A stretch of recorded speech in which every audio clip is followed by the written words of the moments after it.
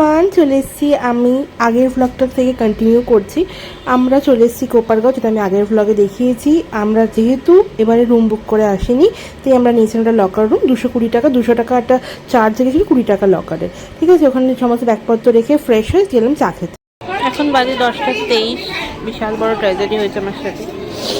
তোমাদেরকে পরে সবটা বলবো, যদি রুম পাই তারপর বিস্তারিত দেবো। ঠিক আছে, আপাতত লকার রুম দেখাবো। আমি লকার রুমে যাবো, লকার রুমটা দেখে নাও, তারপর কথা হবে। তো আমি একটা ফার্স্টে আশ্রমে গেছিলাম। আমি পরে গল্পটা বলেছি, আমার মনে পড়ছে না এখন ভয়েস ওভার করার টাইমে। তো আমি চলে এসে এখন সাই আশ্রমে। ঠিক আছে, এখান থেকে এসে ফাইনালি ঘর পেয়েছি অনেক কষ্ট করে। প্রায় ধরো তোমার 12:30 নাগাদ বাজছে। তো এখন আমরা আছি লকার রুম থেকে জিনিসপত্র নিয়ে আমরা যাব হচ্ছে যে সি ব্লকে লকার রুম, আর আমরা ছিলাম হচ্ছে ডি ব্লকে। ফার্স্ট টাইম ডি ব্লকে ঘর পেয়েছি। তো এই হচ্ছে আমাদের রুম। চলো রুম টোরটাকে দিয়ে নিই। তারপর তো ঢুকেই দেখতে পেলে 3খানা এরকম সুন্দর সুন্দর বেড উইথ কম্বল রয়েছে। এখানে বাবার ছবি রয়েছে, যেটা প্রত্যেকটা রুমে তোমরা পেয়ে যাবে। একটা এরকম সুন্দর কিচেন স্পেস যতটুকু তুমি রাখতে পারো তোমার জিনিসপত্র। এটা যেহেতু ইন্ডিয়ান টয়লেট ছিল। আচ্ছা, বাই দ্য ওয়ে, এখানে কিন্তু প্রত্যেক 2টো করে টয়লেট পাবে। একটা চান করার জন্য আলাদা জায়গা, আর এটা তোমার কোমোড বা তোমার ইন্ডিয়ান টয়লেট। ঠিক আছে, তো এখানে আমি ইন্ডিয়ান পেয়েছি, যেহেতু আমি ঘর ছিল না, প্রচণ্ড ক্রাইসিস ঘরের, অনেক কষ্টে। এখানে একটা বেসিন রয়েছে, আর এই হচ্ছে একটা সুন্দর মিরর, যেখানে তোমরা নিজেদের দেখতে পারবে। চলো আপাতত আমি ফ্রেশ হয়ে নেবো, চান টান করে নেবো, করে নিয়ে আসছি। আচ্ছা, বাই দ্য ওয়ে, ফ্রেশ হয়ে গিয়ে আমার ব্যাক সাইডে তোমাদের দেখাচ্ছি। বাবার মন্দিরে যাব, যেহেতু অনেকটা লেট হয়ে গেছে, কারণ আমরা ঘুম পাইনি। সকালবেলা কোন সকালে নামিয়েছে। তো তারপর থেকে প্রায় লকার রুমে নিয়ে কিছুক্ষণ ছিলাম, ফ্রেশ হয়ে ব্রাশ করে চলে গেছি আমাকে জল খাবার খেতে।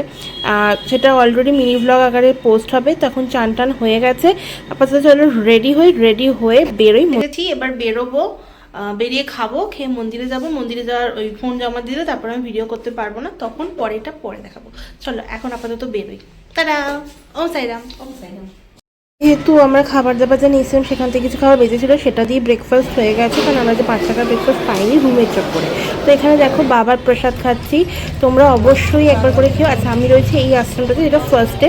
আর এবারে সব থেকে ভালো ব্যাপার, আমরা প্রত্যেকবার যাতায়াতের জন্য বাস পেয়েছি। তো এটা আমার ফার্স্ট বাসে ওঠা, এই এসে এখন তো ট্রাস্টের বাসে উঠে পড়েছি। উঠে মন্দির চলে যাবো। মন্দিরে যাওয়ার জন্য দেখে রাস্তা ঘুরিয়ে দিয়েছে।